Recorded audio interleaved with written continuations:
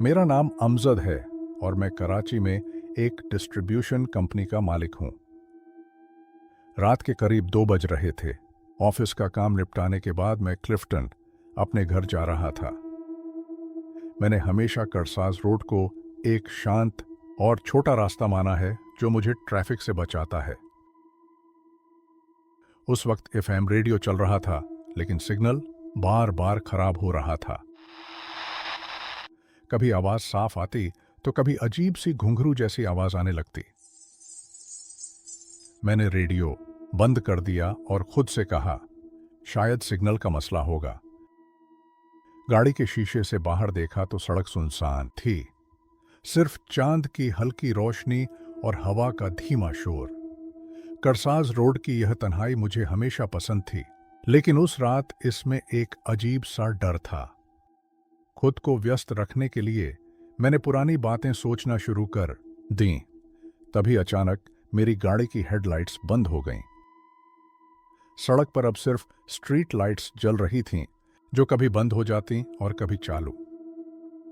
मैंने हेडलाइट्स चालू करने की कोशिश की, लेकिन स्विच काम नहीं कर रहा था। ऐसा पहली बार हुआ था। मुझे समझ नहीं आ रहा था कि परेशानी क्या है।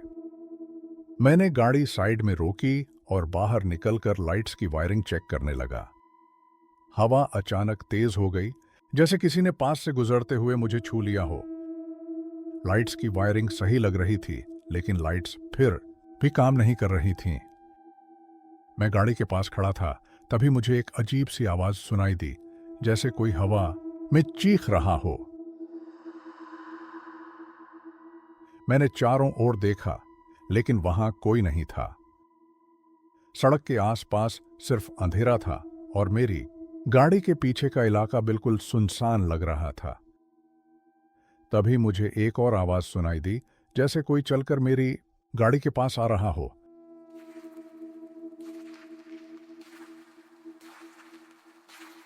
मुझ में हिम्मत नहीं थी कि मैं चेक करूं।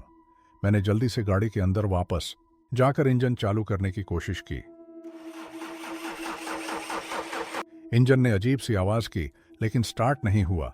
मैंने 2 बार और कोशिश की, लेकिन कोई फायदा नहीं हुआ। तभी रियर व्यू मिरर में मुझे एक परछाई दिखाई दी। मेरे पीछे लाल कपड़े में लिपटा हुआ कोई इंसान था, या शायद एक औरत। उसका चेहरा ढका हुआ था। मुझे लगा कि मेरी आंखें धोखा दे रही हैं, लेकिन जब मैंने ध्यान से देखा तो वो मुझे घूर रही थी। मेरा दिल इतनी जोर से धड़क रहा था कि लगा जैसे वो मेरी छाती से बाहर निकल जाएगा। मैंने तुरंत मिरर से नजरें हटा लीं और अपने हाथों से चेहरा रगड़कर खुद को शांत करने की कोशिश की। जब मैंने दोबारा मिरर में देखा तो वहां कोई नहीं था, लेकिन मुझे ऐसा लग रहा था कि वो मौजूद है मेरे पीछे, मेरी गाड़ी के अंदर। मैंने इंजन चालू करने की एक और कोशिश की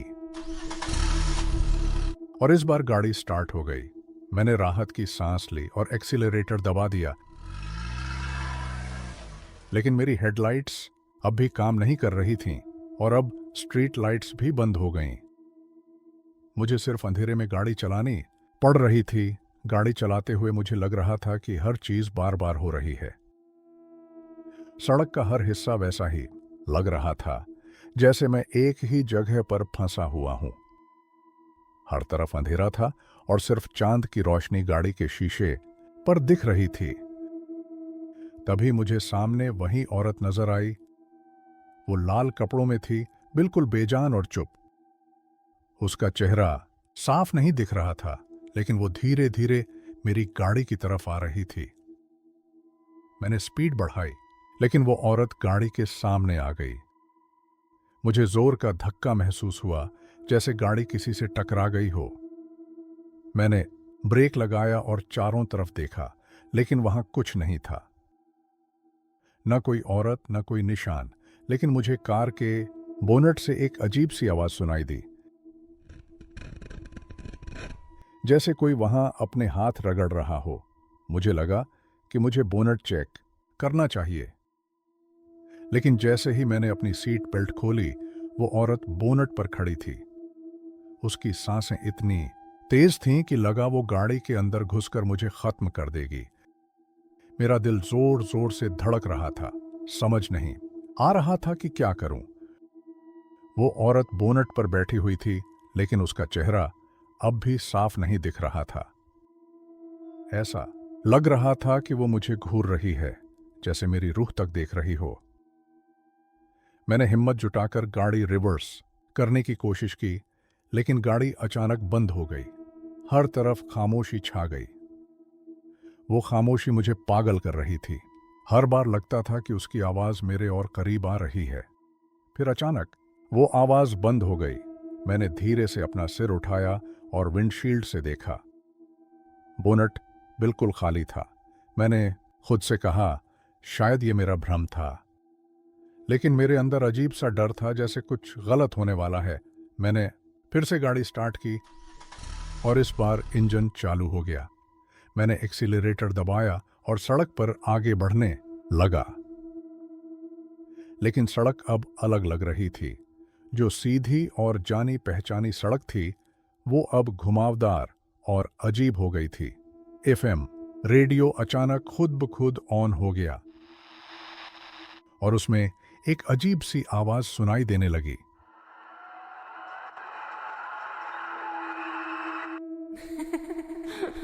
ये कोई गाना नहीं था। ये कुछ लोगों की चीखने और चिल्लाने की आवाज थी। हर चीख के बाद एक औरत की हंसी सुनाई देती थी। वो हंसी मेरी रूह तक को कंपा रही थी। मैंने रेडियो बंद करने की कोशिश की, लेकिन ये बंद नहीं हुआ। जब मैंने जोर से बटन दबाया तो रेडियो की आवाज और तेज हो गई, जैसे वो मुझे देखकर हंस रहा हो। मैंने अपने रियर व्यू मिरर में देखा और मुझे पीछे वही लाल कपड़ों वाली औरत नजर आई। उसका चेहरा अभी भी धुंधला सा था। मैंने मिरर ठीक से एडजस्ट करने की कोशिश की, लेकिन जैसे ही मैंने देखा, वह मेरे और करीब आ गई। मुझे लगा कि शायद वह अब मेरे करीब आकर मुझे छू लेगी। मैंने फिर से कार की स्पीड बढ़ाई, लेकिन सड़क खत्म होने का नाम ही नहीं ले रही थी।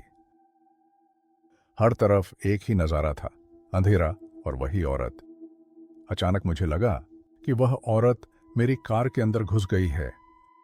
लेकिन एक बात मुझे अंदर से तोड़ रही थी, यह सोच कि मैं इस सड़क से कब तक बचकर निकल पाऊंगा।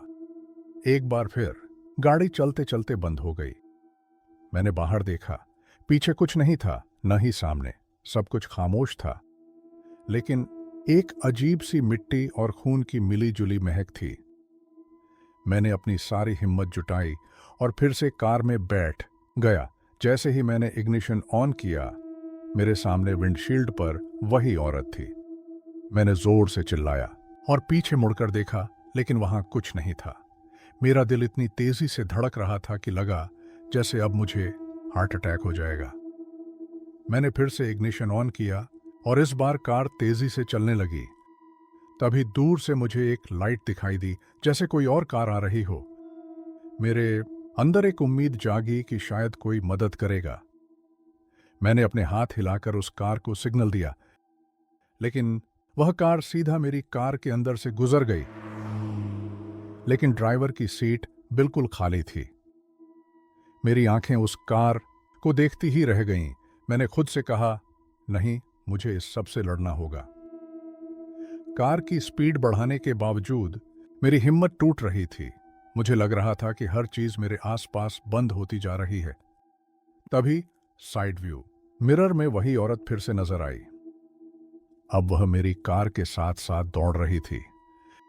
मैंने स्पीड और तेज कर दी, लेकिन वह औरत बिना किसी मुश्किल के मेरी कार के बराबर आ गई। एक वक्त पर मुझे लगा कि वह कार के अंदर घुस जाएगी। उसने अपना हाथ मेरी विंडो पर मारा और एक जोर का झटका लगा। मैंने विंडो की तरफ देखा तो एक हाथ का निशान विंडो के ऊपर था। मैंने एक्सीलरेटर को आखिर तक दबा दिया। कार इतनी तेज भाग रही थी कि लगा जैसे मैं किसी छोटी सी गलती से कंट्रोल खो दूंगा। लेकिन एक अजीब बात हुई। सड़क अब मुझे बार बार रिपीट होती दिखाई दे रही थी। हर थोड़ी देर बाद वही कर्व्स और वही अंधेरा मेरे सामने आ रहा था। जो सड़क मुझे पहले कराची का एक सिंपल रूट लगती थी, वह अब एक भूल भुलैया बन चुकी थी। ऐसी भूल भुलैया जहां से निकलने का कोई रास्ता नहीं था। मुझे लगने लगा कि शायद मैं टाइम लूप में फंस गया हूं। हर चक्कर के बाद वही औरत फिर से सामने आती और हर बार उसका चेहरा और भी खौफनाक होता। एक और बार मुझे दूर से एक गाड़ी की लाइट्स नजर आईं। मैंने अपने हाथ हिलाए और जोर से चिल्लाया, लेकिन वह कार बिना रुके सीधी गुजर गई।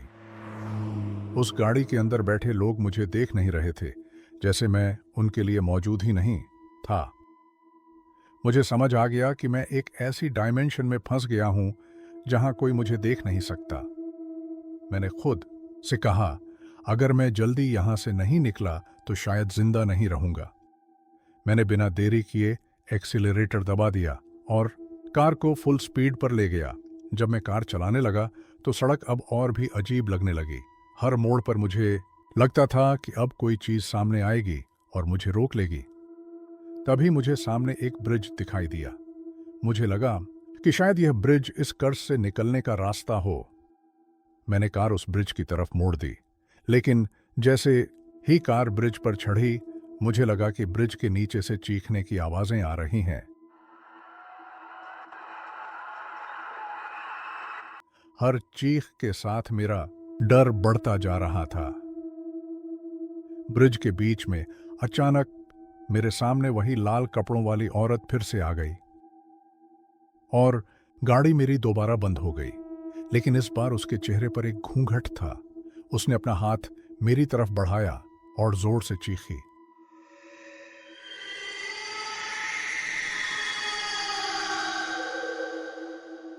मैंने कुरान की एक दुआ आयतुल कुर्सी पढ़ना शुरू किया। मेरे लफ्जों के साथ वह औरत पीछे हटने लगी, लेकिन मुझे लग रहा था कि यह सिर्फ एक धोखा है। वह मुझे अभी भी यहां फंसाए रखना चाहती थी। जब वह औरत गायब हुई तो मुझे दूर से एक लाइट दिखाई दी। यह लाइट किसी और कार की नहीं थी, यह सड़क के अंत का एक संकेत थी।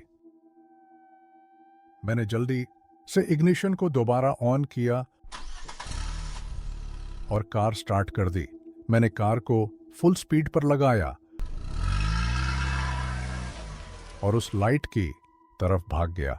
जब मैं उस लाइट के करीब पहुंचा तो मुझे एक जोर का झटका महसूस हुआ। एकदम से कार की स्पीड रुक गई और मैं अपने आप को क्लिफ्टन की एक सड़क पर पाया। हर तरफ रोशनी थी। मैंने पीछे देखा तो करसाज रोड का वह अंधेरा पूरी तरह गायब था। मैंने एक लंबा सांस लिया और सोचा कि यह सब एक सपना था। लेकिन जैसे ही मैं घर पहुंचा और अपने कमरे का दरवाजा खोला, मुझे एक अजीब सी महक महसूस हुई। वही महक जो उस सड़क पर थी, जैसे वह औरत अब भी मेरे आसपास हो। और हर रात मैं यही सोचता हूं, क्या वह वापस आएगी।